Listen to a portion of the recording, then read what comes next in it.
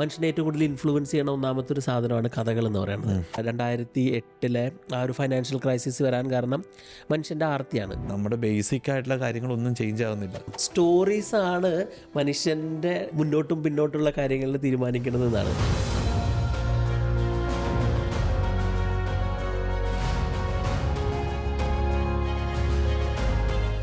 Reality minus expectation, അതാണ് happiness.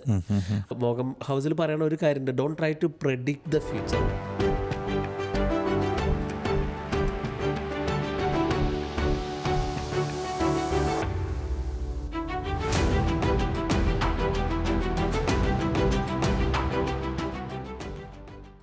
Shyam, yes, ലോകത്ത് permanent ആയിട്ടുള്ള ഏക സാധനം ഇതാ ചേഞ്ച് ആണെന്ന് ഞാൻ എവിടെയത് വായിച്ചിട്ടുണ്ട്. അതെ അല്ലേ, മാറ്റമില്ലാത്തത് മാറ്റത്തിന് മാത്രമാണ്, അതിന്റെ ഓപ്പോസിറ്റ്. അല്ല, പെർമനന്റ് ആയിട്ടുള്ള ചേഞ്ച് നമുക്ക് ഉറപ്പ് പറയാൻ പറ്റുന്ന സാധനം മാറ്റാതെ പറയത്തില്ല. പക്ഷെ ഈ ബുക്ക് അതിനെതിരെന്ന് ഞാൻ പറയത്തില്ല, പക്ഷെ അതിന്റെ ഒരു സൈഡിൽ കൂടെ ഉള്ളൊരു ബുക്കാണെന്ന് നമുക്ക് പറയാൻ പറ്റും. ബുക്കിന്റെ പേരാണ് സെയിം ആസ് എവർ. നമ്മുടെ മോർഗൻ ഹൗസൽ, പുള്ളിയുടെ famous book psychology of money. പക്ഷെ പുള്ളിയുടെ ഒരു വെരി ഫേമസ് ആയിട്ട് തന്നെയുള്ളൊരു ബുക്കാണിത്. ഒരു പൈസയുടെയൊക്കെ അപ്പുറം ലൈഫിനെ കുറിച്ച് സംസാരിക്കുന്ന ഒരു ബുക്ക്. കൂടുതലും നമ്മുടെ ലൈഫിൽ ഈ ഭയങ്കര ഫ്രീക്വൻസി, ഈ ഇത്രയും ചേഞ്ചസ് ഉള്ള ഈ ലോകത്ത് കഷ്ടപ്പെടുന്ന ആളുകളാണെങ്കിൽ ദിസ് ഇസ് ഫോർ യു, അല്ലേ? അതെ, നമ്മൾ ഈ ഓരോ ദിവസം മാറിക്കൊണ്ടിരിക്കുകയാണല്ലോ ലോകം എന്നാണല്ലോ പറയണത്. അതിൽ നമുക്ക് സക്സസ്ഫുൾ ആവണമെങ്കിൽ ഒരു കുറച്ച് ടിപ്പ് ഉണ്ട്. ചിലർ എങ്ങനെ ഞാനിത് കോപ്പി ചെയ്യുന്നതാണെങ്കിൽ ദിസ് ഇസ് ദ വൺ. ഈ ബുക്ക് എങ്ങനെ ശ്യാമിനെ കിട്ടി, നമ്മളാണ് സാറിന് സംസാരിക്കാറ് ഫസ്റ്റിൽ, എങ്ങനെ ഇതിലേക്ക് എത്തിച്ചേർന്നു? What is that you got out of it? അല്ലെങ്കിൽ എങ്ങനെയാണ് ഇതിൻ്റെ ഒരു മാറ്റം ഇത് ശ്യാമിൻ്റെ ലൈഫിൽ വന്നത്? മോഗൻ ഹൗസലിൻ്റെ സൈക്കോളജി ഓഫ് മണി വായിച്ച് അതിൻ്റെ പുറകെ കൂടെ അങ്ങനെ വായിച്ച് നമ്മളൊരു ഓതറിനെ ഇഷ്ടപ്പെട്ട് കഴിഞ്ഞാൽ അയാൾ എഴുതുന്ന കുറേ പുസ്തകങ്ങൾ നമുക്ക് അങ്ങനെ ശീലമുണ്ട്, നമ്മൾ അങ്ങനെ ചെയ്യലാം. അപ്പം അങ്ങനെ എത്തിപ്പെട്ട് വായിച്ചതാണ്. പക്ഷെ അത് ആദ്യത്തിൽ നിന്നും എൻ്റെ ഡിഫറെൻ്റ് ആയിട്ടുള്ള ബുക്കാണ്. ഇത് ഒത്തിരി പഴയ ബുക്കല്ല, പബ്ലിഷ് ചെയ്തിട്ട് ഒത്തിരി സമയമില്ല. പിന്നെയാണ് മനസ്സിലായത് നമുക്ക് ഇന്നത്തെ കാലത്ത് ജയിക്കാനായിട്ട് വേണ്ട കുറച്ച് കാര്യങ്ങൾ നമുക്ക് അറിയാത്ത കുറച്ച് കാര്യങ്ങളായിരുന്നു.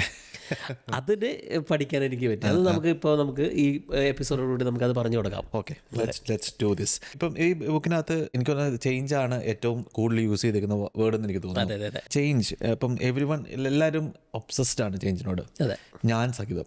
നമ്മൾ എല്ലാ ദിവസവും നോക്കുമ്പോൾ, ഫോൺ എടുത്ത് നോക്കുമ്പം പുതിയ അപ്ഡേറ്റ്. ഇപ്പം iPhone 16 iOS 26 വന്നു, അതോടുകൂടി എൻ്റെ ഫോൺ മൊത്തത്തിൽ ചേഞ്ച് ആയി. അപ്പോൾ എനിക്ക് കൺഫ്യൂഷനാണ് ഫോൺ ഏതൊക്കെയാണ്. അതേപോലെ തന്നെയാണ് പല കാര്യങ്ങളും. ഹൗ ക്യാൻ വി കോപ്പ്? അതായത് ഇപ്പോൾ ലിജിൻ, ഇന്നത്തെ കാലത്ത് എന്നല്ല, എല്ലാ കാലത്തും മനുഷ്യനെ ഏറ്റവും പേടിയുള്ള ഒരു സാധനം മാറ്റമാണ്. കാരണം ഒന്ന് മാറുക എന്ന് പറയുമ്പോൾ എല്ലാവർക്കും പേടിയാണ്, അല്ലേ? ഇപ്പം നമ്മുടെ പേഴ്സണൽ കാര്യങ്ങളാണെങ്കിൽ നമുക്ക് റുട്ടീൻ മാറ്റാൻ പേടിയാണ്, അല്ലെങ്കിൽ നമുക്കൊരു പുതിയ ഹാബിറ്റ് ഉണ്ടാക്കാൻ പേടിയാണ്, എല്ലാം കൊണ്ടും പേടിയാണ്. പക്ഷെ നമ്മൾ ഓവറോൾ ഒരു ബിഗ് പിക്ചറിൽ നോക്കുമ്പോൾ മോഗൻ ഹൗസിൽ പറയണമെന്ന് വെച്ചാൽ മാറ്റം ശരിക്കും മനുഷ്യൻ്റെ ചരിത്രം നോക്കുകയാണെങ്കിൽ സൂപ്പർഫിഷ്യലായിട്ട് മാത്രമേ മാറണുള്ളൂ. അതിൻ്റെ കാമ്പ് എന്ന് പറയണം, അല്ലെങ്കിൽ അതിൻ്റെ ഒരു ഇന്നർ കോറിൽ ഒരു മാറ്റം സംഭവിക്കുന്നില്ല. ഇപ്പം നമുക്ക് ടെക്നോളജി മാറുന്നുണ്ടാവാം, അവൻ ഉപയോഗിക്കുന്ന ടൂൾസ് മാറുന്നുണ്ടാവാം, പക്ഷേ മനുഷ്യൻ്റെ സ്വഭാവത്തിനും എല്ലാ കാലത്തും ഒരേപോലെയാണെന്നാണ് പറയണത്. നമ്മളിപ്പോൾ അതിനൊക്കെ കൂടുതൽ ഇമ്പോർട്ടൻസ് കൊടുക്കുന്നതുകൊണ്ടായിരിക്കുമോ നമുക്ക് അത് ഫീൽ ചെയ്യുന്നത്? നമ്മൾ ഇപ്പോൾ കോറെന്ന് പറഞ്ഞ സാധനത്തിന് ഇമ്പോർട്ടൻസ് കൊടുക്കാതെ പുറത്തുള്ള സാധനത്തിന് ഇമ്പോർട്ടൻസ് കൊടുക്കുന്നതുകൊണ്ടായിരിക്കുമോ അങ്ങനെ നമുക്ക് ഒത്തിരി ചേഞ്ച് ചെയ്തല്ലോ എന്ന് തോന്നുന്നു? ആയിരിക്കാം. ചിലപ്പോൾ നമ്മൾ ഫോൺ ഉണ്ടാവാം, നമ്മുടെ കയ്യിൽ സാധനം, നമ്മൾ വി ആർ ഇൻ ഒരു ബിസി പേസ്ഡാണ്, നമ്മുടെ പേസ് കൂടിയുണ്ട്. പക്ഷേ നമ്മൾ ഉപയോഗിക്കുന്ന ടൂൾസ് എല്ലാം മാറി. ഇപ്പോൾ നമ്മൾ പണ്ട് മനുഷ്യൻ നടന്നു പോയിക്കൊണ്ടിരുന്ന വണ്ടിയിലായി, ഇപ്പോൾ സ്വന്തം കാറായി, ഇപ്പോൾ ഓട്ടോമേറ്റഡ് കാറുകളായി. അവൻ ഉപയോഗിക്കുന്ന ടെക്നോളജിയിലും അവൻ ഉപയോഗിക്കുന്ന സാഹചര്യങ്ങളിലും മാറ്റമുണ്ട്. പക്ഷേ മനുഷ്യൻ്റെ ബേസിക് സ്വഭാവത്തിന് മാറ്റമില്ല. മോഗൻ ഹൗസിൽ പറഞ്ഞ ആ ബേസിക് സ്വഭാവമാണ് ലോകത്തിനെ മുന്നോട്ട് കൊണ്ടുപോകുന്നത് എന്നാണ്. സത്യമല്ലേ? അതെ, ഇപ്പം എനിക്കൊന്ന് ആ മാറ്റത്തിന് വേണ്ടിയുള്ള ക്രേവിങ്, അത് മനുഷ്യന്റെ ഒരു ബേസിക് സ്വഭാവമാണല്ലോ, മുന്നോട്ട് പോവുക എന്നുള്ളത്, അല്ലേ? അതിന്റെ ഒരു ഭാഗമാണല്ലോ മാറ്റങ്ങളും. ഈ ടെക്നോളജി വന്ന മാറ്റങ്ങളും ഇറങ്ങി വന്ന കാര്യങ്ങളും. ഇപ്പം നമ്മൾ മനുഷ്യര് പക്ഷെ ഇന്നേറ്റ് ആയിട്ടുള്ള നമ്മൾ എന്താ പറയണേ, ആ ഒരു മാമലായി നമ്മളൊരു ബേസിക് സ്വഭാവം ഇപ്പോഴും മാറിയിട്ടില്ല. ഈറ്റ്, ഫീഡ്, നമ്മൾ സ്ലീപ്പ്, ഇതിങ്ങനെയുള്ള കാര്യങ്ങളൊന്നും മാറുന്നില്ല. അത് തന്നെയല്ലേ മെയിൻ ചെയ്യുന്നത്. ആദിമകാലം തൊട്ട് മനുഷ്യനുണ്ടായ കാലം തൊട്ട് മനുഷ്യൻ്റെ ഒരു ബേസിക് നീഡാണ്, അല്ലെങ്കിൽ മനുഷ്യനെ മുമ്പോട്ട് പോയിക്കൊണ്ടിരിക്കുന്ന ഓരോ ദിവസം തള്ളിക്കൊണ്ടിരിക്കുന്ന രണ്ട് സാധനമാണ് നമ്മുടെ ഒരു ഗ്രീഡും അല്ലെങ്കിൽ ഫിയറും. നമുക്ക് രണ്ട് ഇമോഷൻസ് പ്രത്യേകിച്ചും, അത് രണ്ടുമാണ് മനുഷ്യൻ്റെ ബേസിക്കലി നമ്മളെ ഓരോ ദിവസം മുന്നോട്ട് കൊണ്ടുകൊണ്ടിരുന്നത്. ഇപ്പോൾ നമുക്ക് എക്സൈറ്റ്മെൻറ്റ് ഉണ്ടാവും, അതേസമയം നമുക്ക് പേടി ഉണ്ടാവും. ഇപ്പോൾ നമ്മൾ ഇരുന്ന് സാധാരണ ഒരു ദിവസം തന്നെ നമ്മൾ ഇരിക്കുമ്പോൾ നമ്മൾ രാവിലെ തൊട്ട് ആലോചിച്ചുകൊണ്ടിരിക്കുന്നത് ഒന്നെങ്കിൽ നമുക്ക് എന്തെങ്കിലും ഒരു അത്യാഗ്രഹം ഉണ്ടാവും, അല്ലെങ്കിൽ കുറച്ച് പണക്കാരനാവാനുള്ളതാവാം, അതേസമയം തന്നെ നമ്മൾ പേടിപ്പെടുത്തേണ്ട ഒരു കാര്യങ്ങളുണ്ടാവാം. അപ്പോൾ ഇത് ഒരു ബേസിക് ഒരു ഹ്യൂമൻ ക്യാരക്ടറാണ് that has been here for ever. അപ്പോൾ അതിന് ബാക്കി എന്തൊക്കെ ഉണ്ടെങ്കിലും മാറിയിട്ടില്ല. അതിന് കുറേ എക്സാമ്പിളും പറയുന്നുണ്ട്. ഇപ്പോൾ 2008 ആ ഒരു ഫൈനാൻഷ്യൽ ക്രൈസിസ് വരാൻ കാരണം മനുഷ്യൻ്റെ ആർത്തിയാണ്. അതുപോലെ മനുഷ്യൻ്റെ ഒരു ഗ്രീഡും ഒരു ഫിയറും. കാരണം ബാങ്കിൽ നിന്ന് പൈസ എടുത്തു കഴിഞ്ഞാൽ എന്താ ഉണ്ടാവുക എന്നുള്ള ഒരു പേടി. ആ സമയത്ത് തന്നെ സ്റ്റോക്കിനെ അതിന് ഉപയോഗിക്കാനായിട്ട് അത്യാഗ്രഹം കാണിക്കുന്ന ആൾക്കാർ. ഈ രണ്ടിൻ്റെ ഇടയ്ക്കിലാണ് ശരിക്കും മനുഷ്യൻ്റെ ഒരു ജീവിതം തന്നെ മുന്നോട്ട് പോയിക്കൊണ്ടിരിക്കുന്നത് പറയുന്നത്. ശരിക്കും നമ്മൾ ചിന്തിക്കാത്ത ഒരു അപ്പുറത്തുള്ള ഒരു ഇതാണ്. കാരണം നമ്മൾ ചേഞ്ചിനോട് ഭയങ്കര ക്ലോസ് ആയതുകൊണ്ട് ചേഞ്ച് ഇല്ലായ്മയെ കുറിച്ച് നമുക്കൊരു ചിന്തയില്ല. അതെ, ഇപ്പോൾ എത്രയൊക്കെ നമ്മൾ ഉപയോഗിക്കുന്ന സാഹചര്യങ്ങളും ടൂൾസ് മാറിക്കഴിഞ്ഞ് കഴിഞ്ഞാലും നമ്മുടെ ഡിസിഷൻസ് ആണ് നമ്മളെ മുന്നോട്ട് കൊണ്ടുപോകുന്നത്. നമ്മളെ ഡിസിഷൻസിനെ ഡ്രൈവ് ചെയ്യുന്ന രണ്ട് സാധനങ്ങൾ നമ്മളുടെ ഒരു പേടി. ശരിക്കാണ്. നമ്മൾ പണ്ടാണെങ്കിലും ഇങ്ങനെ ഒരു വീടുകളിലേക്കും കാര്യങ്ങളിലേക്കൊക്കെ എത്തുന്നതിന് മുമ്പ് പണ്ടത്തെ മനുഷ്യരാണെങ്കിലും അവർ ഹണ്ട് ചെയ്തുകൊണ്ടിരുന്നത് ഐദർ ലൈക്ക് നമുക്ക് ആ ബേസിക്കിൻ്റെ അപ്പുറത്തായിട്ട് ഹണ്ട് ചെയ്യുന്നത് ഇറ്റ്സ് ഗ്രീഡ്.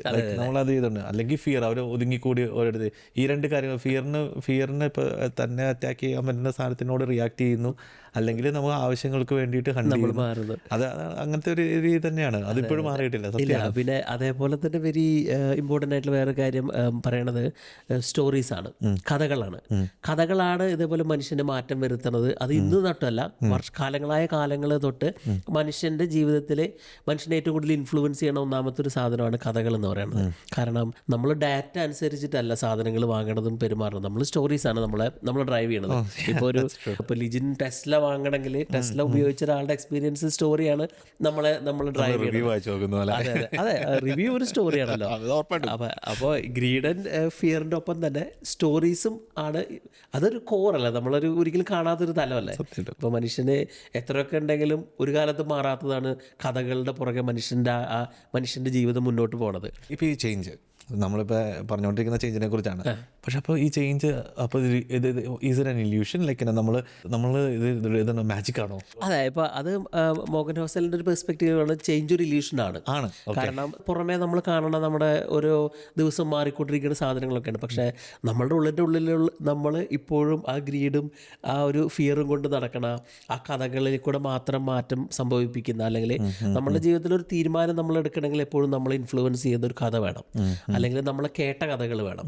അല്ലാണ്ട് നമുക്കൊരു പുതിയൊരു പ്രൊഡക്റ്റ് എവിടുന്നോ വരുന്നുണ്ട് എന്ന് പറഞ്ഞുകൊണ്ട് നമ്മളത് ചെന്ന് ഉപയോഗിക്കുന്നില്ല. നമ്മളത് ഉപയോഗിച്ച ആൾക്കാരുടെ എക്സ്പീരിയൻസിൽ നിന്നും അത്തരം ആൾക്കാർ കേട്ട കഥകളിൽ നിന്നാണ് നമ്മളുടെ ഒരു സ്പെൻഡിങ് ഹാബിറ്റും.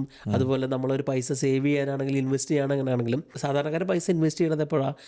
ഇൻവെസ്റ്റ് ചെയ്ത് വിജയിച്ച ആൾക്കാരുടെ കഥകൾ കേൾക്കുമ്പോഴാണ്. അതെ, അല്ലെങ്കിൽ ആ ഇൻവെസ്റ്റ് ചെയ്തതിനെ കൊണ്ട് എന്തെങ്കിലും ഉണ്ടാക്കാൻ പറ്റും എന്നുള്ള കഥകൾ. അത്തരം സ്റ്റോറീസാണ് മനുഷ്യൻ്റെ മുന്നോട്ടും പിന്നോട്ടുള്ള കാര്യങ്ങളിൽ തീരുമാനിക്കുന്നതെന്നാണ് ഈ ഗ്രീഡ് ആൻഡ് ഫിയറിൻ്റെ ഒപ്പം. ഇലോൺ മസ്കിനെ പോലുള്ള ഒരാൾ ഇപ്പോൾ പുള്ളിയാണെങ്കിലും ചിന്തിക്കുന്നത് മാർസിൽ പോയി നമ്മൾ ജീവിതം സ്റ്റാർട്ട് ചെയ്ത് അവിടെ കൾട്ടിവേറ്റ് ചെയ്ത് എസ്റ്റാബ്ലിഷ് ആകുന്ന ഇറ്റ്സ് ലൈക്ക് എ സ്റ്റോറി അല്ലേ. നമ്മളൊരു സ്റ്റോറി പറയുന്ന പോലെയാണ്.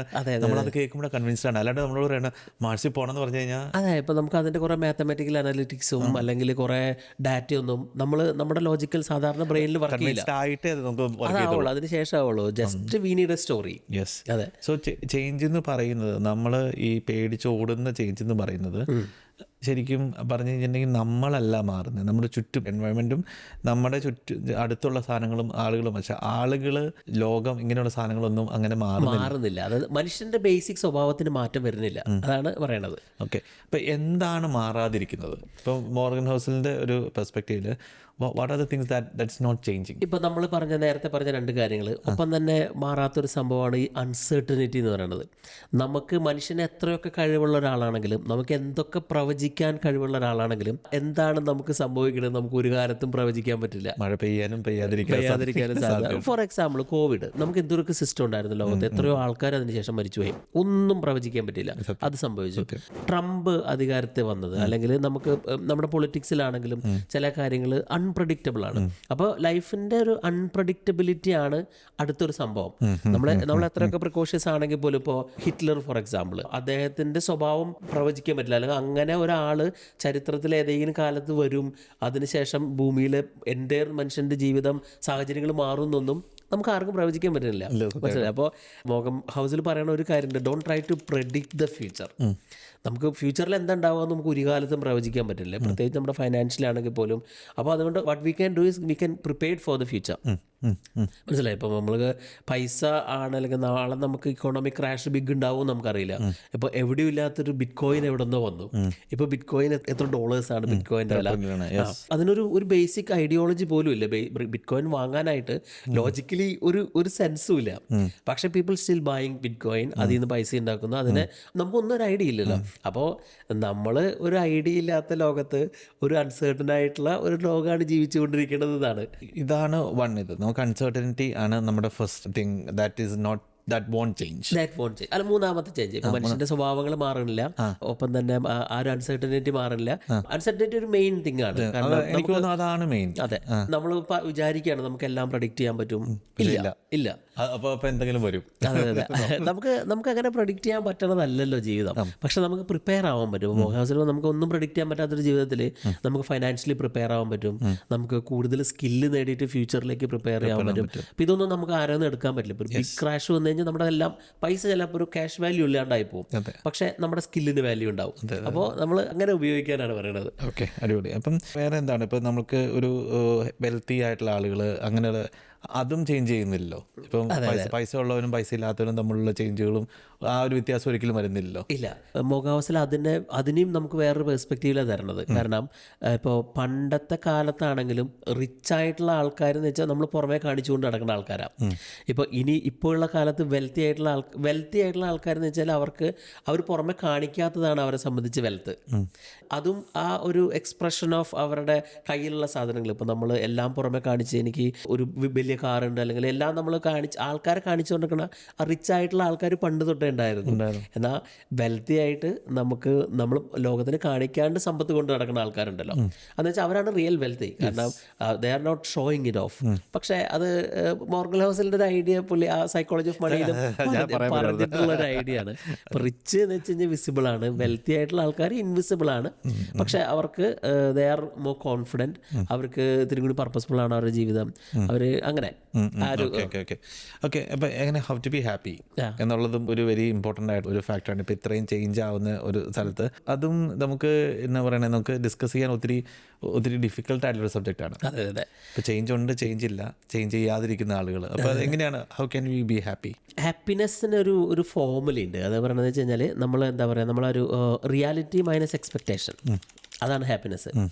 അതായത് നമുക്ക് ഒരു റിയാലിറ്റിയിലൊരു സംഭവമുണ്ട്, നമുക്ക് റിയൽ ലൈഫിൽ എന്തെങ്കിലുമൊക്കെ സംഭവിക്കുന്നുണ്ട്, ഒപ്പം തന്നെ നമ്മൾ എക്സ്പെക്ട് ചെയ്യുന്ന കുറേ സംഭവങ്ങളുണ്ട്.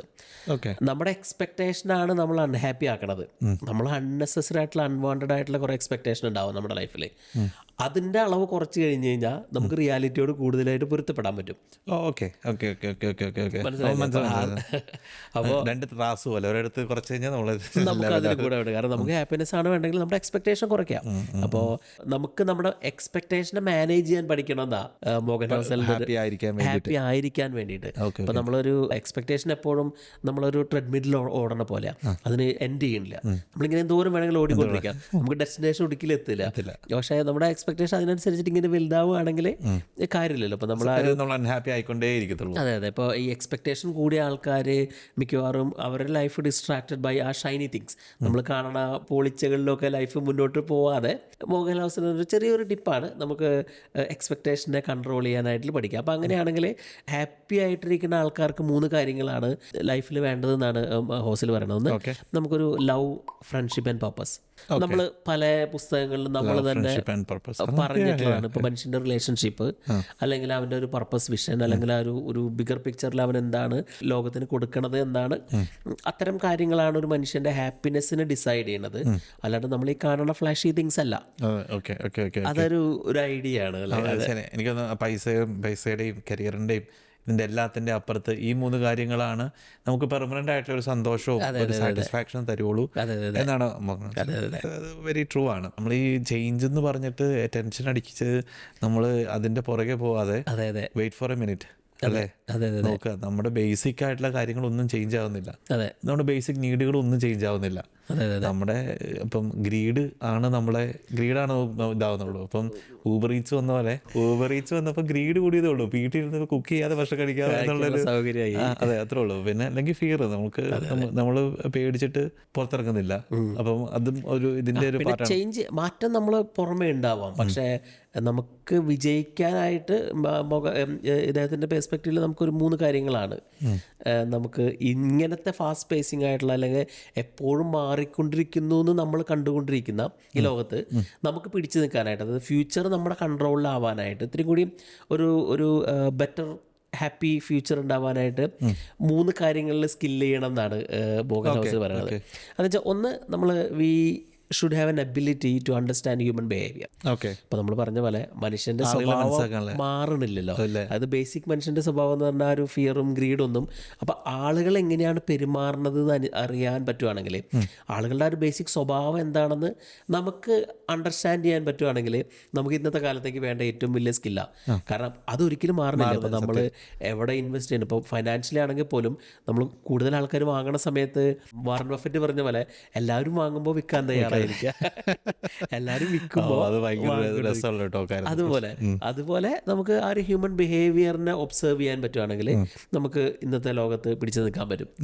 പിന്നെ നമ്മൾ ആ ഒരു അൺസർട്ടനിറ്റി എന്ന് പറയുന്ന സംഭവം ഉണ്ട്. നമുക്ക് ഒന്നും പ്രവചിക്കാൻ പറ്റില്ല, പക്ഷെ നമുക്ക് അതിന് പ്രിപ്പയർ ആയിരിക്കാം. അതെ, നല്ല റിലേഷൻഷിപ്സ് എപ്പോഴും ഉണ്ടാക്കുക, നമുക്ക് നല്ല ഫ്രണ്ട്ഷിപ്പ് ഉണ്ടാവുക, അല്ലെങ്കിൽ നമ്മൾ എൻഗേജ്ഡ് ആയ ആൾക്കാരെ ഒരു ഫിനാൻഷ്യലി ആണെങ്കിലും നമുക്കൊരു ഇമോഷണലി ആണെങ്കിലും ഒന്ന് പ്രിപ്പയർഡ് ആയിട്ടിരിക്കുക. മൂന്നാമത്തെ ഒരു സീക്രട്ട് എപ്പോഴും റെസ്പെക്ട് ദ ടൈം.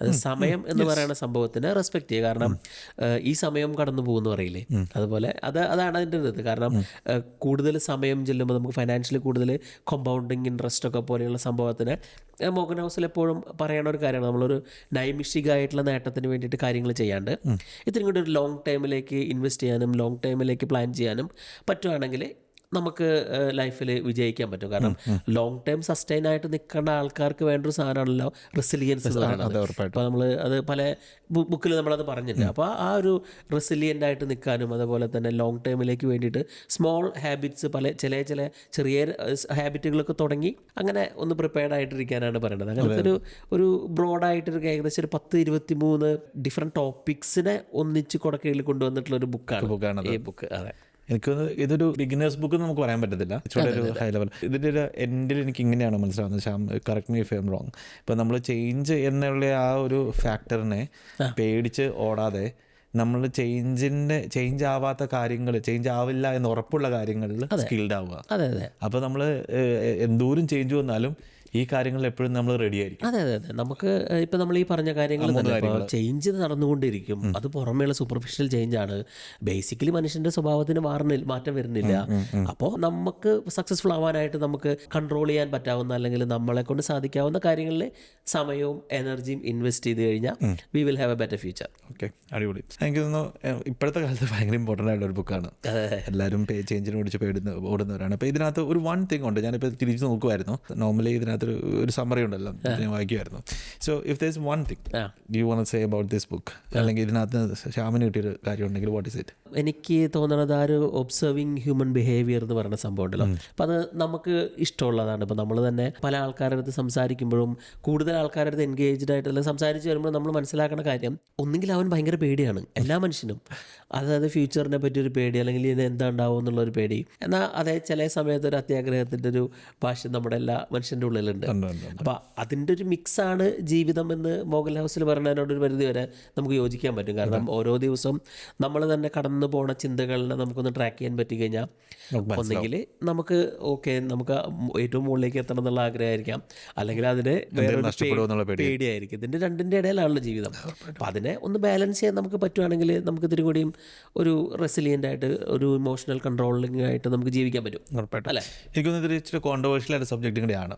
ഇപ്പോൾ ആളുകൾക്ക് പൊതുവെ അദ്ദേഹത്തിന്റെ ബുക്സ് അങ്ങനെ ഒരു ഡിഫറെന്റ് ഒപ്പീനിയൻ അദ്ദേഹം കൊണ്ടുവരാറ്. അതെ അതെ. ഇപ്പോൾ ഇതിനോട് നിങ്ങൾ യോജിക്കുന്നുണ്ടോ? ഇപ്പോൾ ഈ ചേഞ്ച് എന്ന് പറഞ്ഞ ആ ഒരു ഏറ്റവും സ്റ്റാറ്റിക് അല്ലാത്ത കാര്യത്തിന് നിങ്ങൾ എങ്ങനെയാണ് നോക്കിക്കാണുന്നതെന്ന് ഒന്ന് കമൻറ്റ് ചെയ്ത് കഴിഞ്ഞാൽ അത് രസമായിരിക്കും. ഇതിപ്പോൾ ഈ ഒരു ചിന്താഗതിയോട് നിങ്ങൾ എഗ്രി ചെയ്യുന്നില്ല എന്നുണ്ടെങ്കിൽ ചേഞ്ചിൻ്റെ ഏത് ചിന്താഗതിയോടെ നിങ്ങൾ ചെയ്യുന്നത്? What you think changes? ഒന്ന് ചിന്തിച്ച് നോക്കുക. ഇപ്പം നിങ്ങളുടെ ചുറ്റും ഒന്ന് നോക്കിയിട്ട്, ഇപ്പോൾ ബന്ധുക്കളാണെങ്കിലും അല്ലെങ്കിൽ നിങ്ങളുടെ കുടുംബമാണെങ്കിലും നിങ്ങളുടെ ചുറ്റും നിങ്ങളുടെ വർക്ക് പ്ലേസ് ആണെങ്കിലും നിങ്ങളുടെ ചുറ്റുമുള്ള കാര്യങ്ങളാണെങ്കിലും ഇതൊക്കെ ചെക്ക് ചെയ്തിട്ട് ചേഞ്ചസ് എന്തൊക്കെയാണ് വന്നിരിക്കുന്നത്, അതോ മോഗൻ ഹൗസർ പറഞ്ഞതാണോ സത്യം? അതെ അതെ, അതൊരു ഇൻട്രസ്റ്റിംഗ് ആയിട്ടുള്ള ഒരു ഒബ്സർവേഷൻ അല്ലേ? കാരണം നമ്മളെല്ലാം മാറിയെങ്കിലും കൂടിയും ബേസിക്കലി നമ്മുടെ സ്വഭാവങ്ങൾക്ക് മാറ്റമില്ല. ഇപ്പൊ നിങ്ങൾ ഒന്ന് ജസ്റ്റ് ഒന്ന് കമന്റ് ചെയ്യുക, അതെന്താണ് നിങ്ങൾക്ക് ഫീൽ ചെയ്തത്? ഭൂരിഭാഗം ആളുകൾക്ക് ഇതാ ഫീൽ ചെയ്യുന്നെങ്കിൽ വി കുഡ് സേ അല്ലെ, പുള്ളി പറഞ്ഞ സത്യമാണ്. അപ്പോൾ ഭൂരിഭാഗം ആളുകൾക്കും തെറ്റായിട്ട് തോന്നുന്നെങ്കിൽ maybe this is wrong like നമുക്ക്. പക്ഷേ എനിക്കിത് ഇൻട്രസ്റ്റിംഗ് ആയിട്ട് തോന്നി, രസമുള്ളതാണ്, നമുക്ക് വേറൊരു രീതിയിൽ കാണാൻ പറ്റുന്നു. ചിലപ്പോൾ നമുക്ക് ഇത്രയും സ്ട്രെസ്ഡ് ആവാതെ ചേഞ്ചിനെ കുറിച്ച് നമുക്കൊന്ന് റിലാക്സ്ഡ് ആയിട്ട് നമുക്ക് ബേസിക് തിങ്സ് ഒന്നും ചേഞ്ച് ചെയ്യുന്നില്ല, തിങ്സ് അറൗണ്ട് ഇസ് ചേഞ്ചിങ്. എനിക്ക് അതിനോട് കോപ്പി ചെയ്താൽ മതി. ഞാൻ പഠിക്കേണ്ട കാര്യങ്ങൾ ഒന്നും ചേഞ്ച് ആവുന്നില്ല, എനിക്ക് ബേസിക് ആയിട്ട് വേണ്ട കാര്യങ്ങളൊന്നും ചേഞ്ച് ആവുന്നില്ല എന്ന് നമുക്ക് വിശ്വസിക്കാൻ പറ്റും. നമുക്ക് നമ്മളെ കൺട്രോൾ ചെയ്യാൻ പറ്റും അല്ലേ? എന്തൊക്കെ ചേഞ്ച് ആയി കഴിഞ്ഞ് കഴിഞ്ഞാലും നമ്മുടെ ഒരു ഇമോഷണലി നമുക്ക് കൺട്രോൾ ചെയ്യാൻ പറ്റുകയാണെങ്കിൽ ജീവിതം നമ്മുടെ കൂടെ തന്നെ അല്ലേ? ഈ എക്സ്പെക്ടേഷനൊക്കെ നമുക്ക് തന്നെ റെഗുലേറ്റ് ചെയ്യാൻ പറ്റാവുന്ന കാര്യങ്ങളാണ്. നമ്മൾ എന്താണ് വേണ്ടതെന്നുള്ള ആഗ്രഹങ്ങളും അത്യാഗ്രഹങ്ങളും ഒക്കെ അല്ലേ? അപ്പോൾ thank you for your time. നിങ്ങൾക്ക് ഇഷ്ടപ്പെട്ടു എന്ന് വിശ്വസിക്കുന്നു. കമൻറ്റുകളും മെസ്സേജസും തുരാന്ന് പോന്നോട്ടെ. വളരെ സന്തോഷമാണ് അത് കാണുമ്പോൾ. സബ്സ്ക്രൈബ് ചെയ്യാത്തവരാണെങ്കിൽ പ്ലീസ് സബ്സ്ക്രൈബ്. അതല്ല നമ്മുടെ വാട്സ്ആപ്പ് ഗ്രൂപ്പിൽ ജോയിൻ ചെയ്യാൻ താല്പര്യമുള്ളവരാണെങ്കിൽ അതും കമൻറ്റ് ചെയ്യുക. വി വിൽ ലെറ്റ് യു, നമ്മൾ ലിങ്ക് അയച്ചു തരാവുന്നതാണ്. അങ്ങനെ എല്ലാം അടിപൊളിയായിട്ടിരിക്കുന്നു. ഇപ്പം നിങ്ങൾക്ക് thank you Shyam. Next book വരെ വരുന്നവരെ ബൈ.